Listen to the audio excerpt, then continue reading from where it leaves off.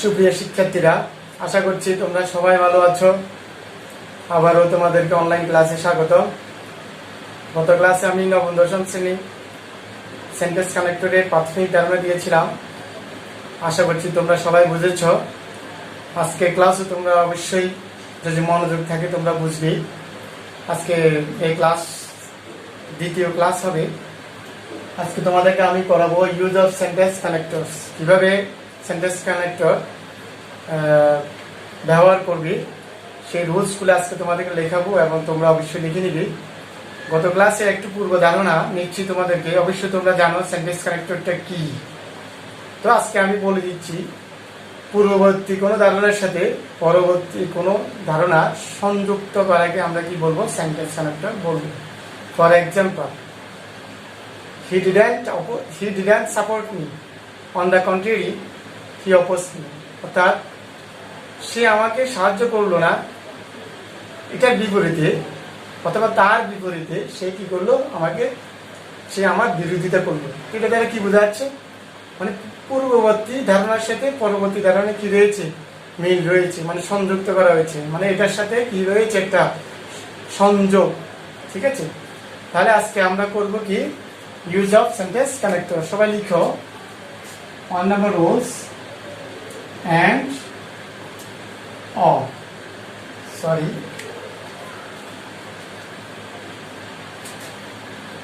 as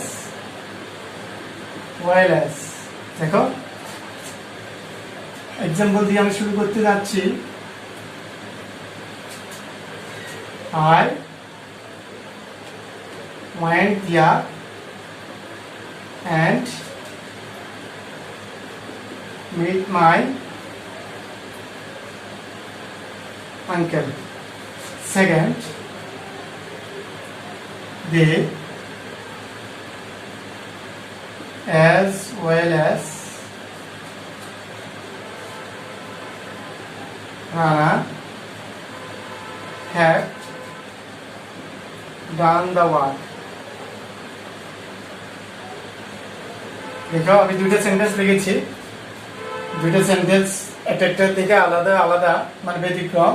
and এর ব্যবহার তোমরা দেখো। আই ওয়ান্ট দিয়া দুইটা সেন্টেন্সকে আমরা এন্ড দিয়ে কি করেছি? একত্রিত করেছি। দেখো, আই ওয়ান্ট দিয়া একটা sentence, I meet my uncle আর একটা সেন্টেন্স। এই দুইটা সেন্টেন্সকে আমি কি করেছি? একটা সেন্টেন্সে যদি রূপান্তর করতে হয় তখন আমি কি করব? অবশ্যই সেন্টেন্স কানেক্টর হিসেবে আমরা কি ইউজ করব? এন্ড ইউজ করব। তাহলে দেখো, আই ওয়ান্ট দিয়া and meet my uncle। আমি গিয়েছিলাম এবং কার সাথে দেখা করেছিলাম বলো তো? কার সাথে? আঙ্কেলের সাথে দেখা করেছি। ঠিক আছে, দেখো দে সাবজেক্টটা হচ্ছে প্লুরাল। এই প্লুরালের কারণে কি হয়েছে? দেখো, হ্যাভ। যদি সাবজেক্ট যদি সিঙ্গুলার থাকতো অবশ্যই কি ইউজ করতাম? হ্যাজ ইউজ করতাম। ঠিক আছে, দেখো দে as well as Rana have done the work। তাহলে তারা এবং রানা সহ এই কাজটা কি করেছে? শেষ করেছে। আশা করছি তোমরা বুঝেছ। সেকেন্ড সেন্টেন্স, তোমরা সেকেন্ড সেন্টেন্স রুলস লিখো। এখন নাম্বার 2, বোথ ডট এন্ড। অর্থ হচ্ছে কি? উভয়। এটা অর্থ কি? উভয়। এক্সাম্পল দিয়ে করো। Both Rana and Rohi have done this। দেখো, নাম্বার সেকেন্ড, দেখো they went both Sylhet and Madhabkunda.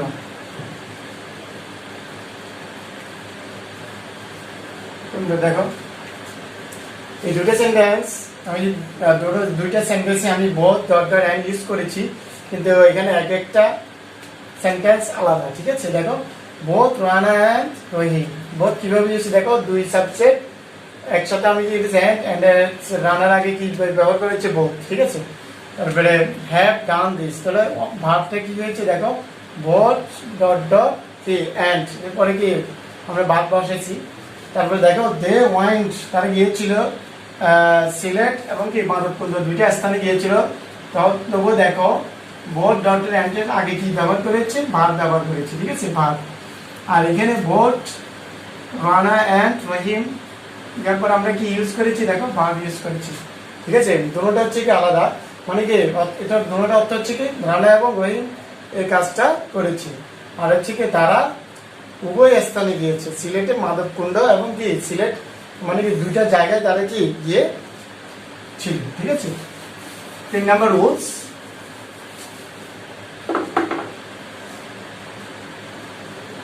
Not only dot dot কি হবে, বাট অলসো। লিখো number rules, he not only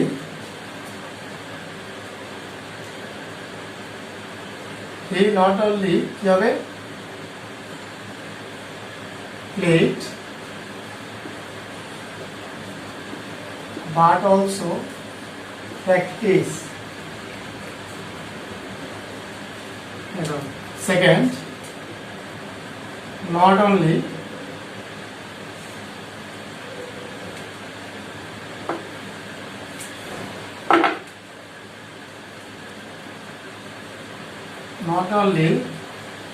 Rina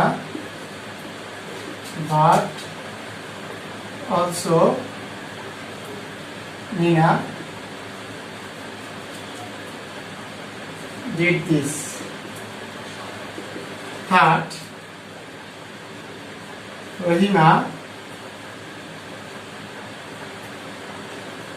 made not only you have a cake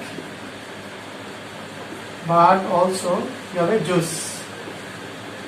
দেখো তিনটা sentence আলাদা আলাদা, একটার থেকে অন্যটা কিন্তু আলাদা, ঠিক আছে। এই জন্য আমি তিনটা সেন্টেন্স লিখেছি, আমি একটা লিখলে হতো এখানে, কিন্তু আমাকে তিনটা সেন্টেন্স লিখতে হয়েছে। দেখো he not only played but also practice, সে দুইটার মধ্যে একটা কাজ করে নেই, অর্থাৎ নট অনলি বাট অলসো হচ্ছে কি দুইটার মধ্যে কোনো কাজ না করলে তখন আমরা নট অনলি এবং কি বাট অলসো ব্যবহার করবো। দেখো not only Rina but also Mina did this, দুইজনের মধ্যে মিনা এবং রিনা দুইজনের মধ্যে কেউ কাজটা কি করে নেই। Rahima made not only cake but also juice, Rahima cake এবং জুসের মধ্যে দুটোটার মধ্যে সে কি করে নেই, কোনোটা কি করে নেই, তৈরি করে নেই। দেখো নট অনলি বাট অলসো, তখন এখানে ভার্ব কোনটা দেখো ডিড, ঠিক আছে। হি নট অনলি প্লেড, এখানে ভার্ব হচ্ছে দেখো প্লেড।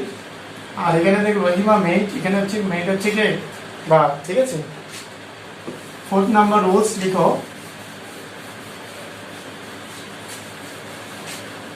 আইদা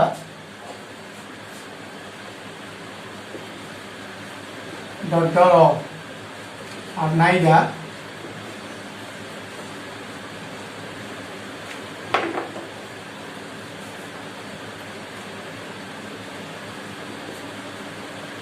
নাইদা dot dot not. देखो एग्जांपल দিয়ে লিখো, फॉर एग्जांपल आइदा रीमा और রিপা। চলো দেখো আইদা রিমা और রিপা, ঠিক আছে, হ্যাভ ডান দ্য ওয়ার্ক। একই সেন্টেন্স লিখতেছি কারণ হচ্ছে বোঝার জন্য। দেখো আইদার রিমা অথবা রিপা এই দুইজনের মধ্যে যদি কেউ একজন কাজ করে তখন আমরা কি ইউজ করবো, আইদার ডট ডট অফ। আর নাইদার হচ্ছে দুইজনের মধ্যে অথবা তিনজন অথবা চারজন পাঁচজন যে কেউ হোক, মানে কেউ এই কাজটা করে নেই। তাহলে দেখো second, neither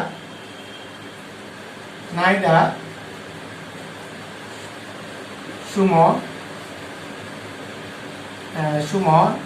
not his teacher have participated there. এই দুইটা সেন্টেন্স লিখেছি, এই দুইটা সেন্টেন্স কিন্তু একটা থেকে আলাদা। দেখো আইদার রিপা আর Rima or Ripa have done the work. এখানে ভুল হয়েছে, তোমরা ধরতে পারছো কিনা জানি না। দেখো এখানে হবে কি হ্যাজ, কি হবে হ্যাজ। কেন হ্যাজ হয়েছে দেখো, এটা সিঙ্গুলার, সাবজেক্টটা দুইটাই হচ্ছে কি সিঙ্গুলার, ঠিক আছে। রিমা অর রিপা, এর কারণে কি ব্যবহার করতে হবে, আমাদের ভার্বটা হ্যাজ ব্যবহার করতে হবে, মানে সিঙ্গুলার ভার্ব ব্যবহার অবশ্যই আমরা করবো। কিন্তু এখানে দেখো আমি হ্যাভ ব্যবহার করেছি। কেন হ্যাভ ব্যবহার করেছি দেখো, হিজ টিচার্স, এখানে কি আছে হ্যাজ আছে, হিজ টিচার্স মানে হ্যাজ যুক্ত করেছি আমি। নাইদার সুমো নর হিজ টিচার্স, মানে সেকেন্ড সাবজেক্ট নরের পরে সেকেন্ড সাবজেক্ট অনুযায়ী আমাদেরকে অবশ্যই কি ব্যবহার করবো, আমরা ভার্ব ব্যবহার করবো। তাহলে either Ripa or Rima or Ripa has done the work. সেকেন্ডটা হচ্ছে নাইদার, মানে দুইজন, মানে নাইদার মানে কি কেউ না, সুমো নর, আর নাইদার হলে অবশ্যই আমরা কি ইউজ করবো, নর ইউজ করবো, ঠিক আছে।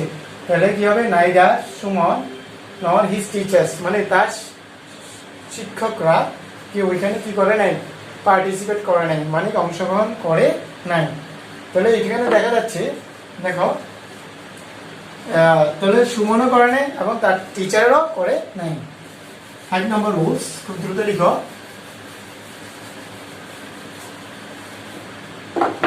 5 beside অথবা moreover অথবা in addition to etc ইত্যাদি, ঠিক আছে। তাহলে এক্সাম্পল দিয়ে লিখি দেখো, I went to went to Dhaka. I went to Dhaka to participate. I went to Dhaka to participate in the admission test. ঠিক আছে, admission test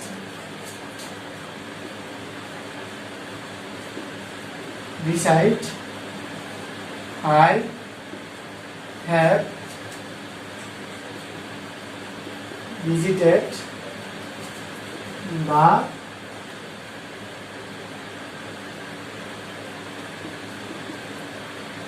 national zoo।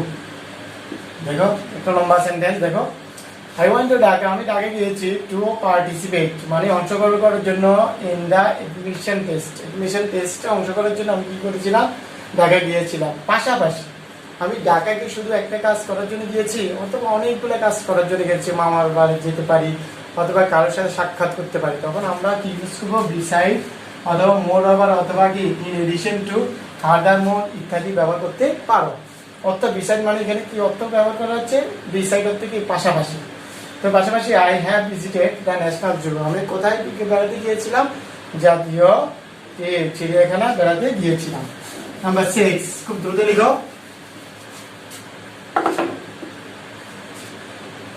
as dot as অতমত। Example, ঠিক আছে, he is as good as রহিম। অর্থ কি বোঝাচ্ছে দেখো, কনসেপ্টটা কি দেখো, as ডট as, ঠিক আছে। তবে he is as good as রহিম, সে রহিমের মতো কি ভালো, তখন আমরা কি ইউজ করবো, as ডট as ইউজ করবো, ঠিক আছে। তবে নাম্বার 7, সো ডট as অর্থাৎ এটা কি ইউজ হবে, নেগেটিভ অর্থ পাস করবে। তাহলে এক্সাম্পল, তাহলে কি হবে, he is not so tall as his father। অর্থটা কি হচ্ছে, সে তার বাবার মতো লম্বা নয়। তো এটা বোঝা যাচ্ছে সো ডট as, এটা কি অর্থ ব্যবহার হবে, নেগেটিভ অর্থ ব্যবহার হবে। নাম্বার 8,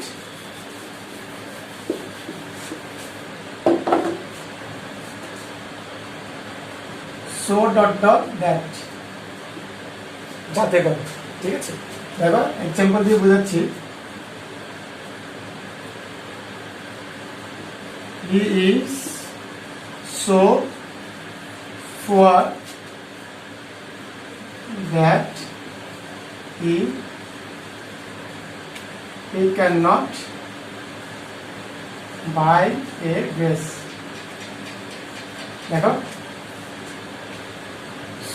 সো ডট ডট দ্যাটের মাঝখানে কি ব্যবহার করবো আমরা অ্যাডজেক্টিভ ব্যবহার করবো দেখো কোনো সেন্টেন্সে যদি সো ডট ডট দ্যাট থাকে তখন আমরা পরবর্তী সেন্টেন্স অবশ্যই কি ইউজ করব ক্যান অথবা কুড মে মাইট এগুলো অবশ্যই আমরা কি করব ইউজ করব এর সাথে অনেক ক্ষেত্রে নট ব্যবহার হবে অথবা অনেক ক্ষেত্রে নট ব্যবহার নাও হতে পারে ঠিক আছে তাহলে দেখো এখানে ইজ থাকার কারণে আমরা এখানে দেখো এখানে ইজ দেখো এই জন্য আমরা কি ইউজ করেছি ক্যান ইউজ করেছি ঠিক আছে যদি এখানে ওয়াজ লেখা থাকতো আমরা অবশ্যই কি ইউজ করতাম কুড ইউজ করতাম তাহলে এখানে কি দাঁড়াচ্ছে he is so poor that he can not buy a dress সে এত গরিব যে তো সো দ্যাট অর্থ হচ্ছে কি সে এতই গরিব যে সে এতই দুর্বল যে সে হাঁটতে পারে না তাহলে আরেকটা sentence he is so weak that he can not walk সে হাঁটতে পারে না তাহলে আমরা একটা সেন্টেন্স দিয়ে আমরা অনেকগুলো সেন্টেন্স ব্যবহার করতে পারি আশা করছি তোমরা এই ক্লাস বুঝেছ পরবর্তী ক্লাসে আরো কিছু রুলস নিয়ে আসবো এটা হচ্ছে 3rd নাম্বার ক্লাস হবে আমার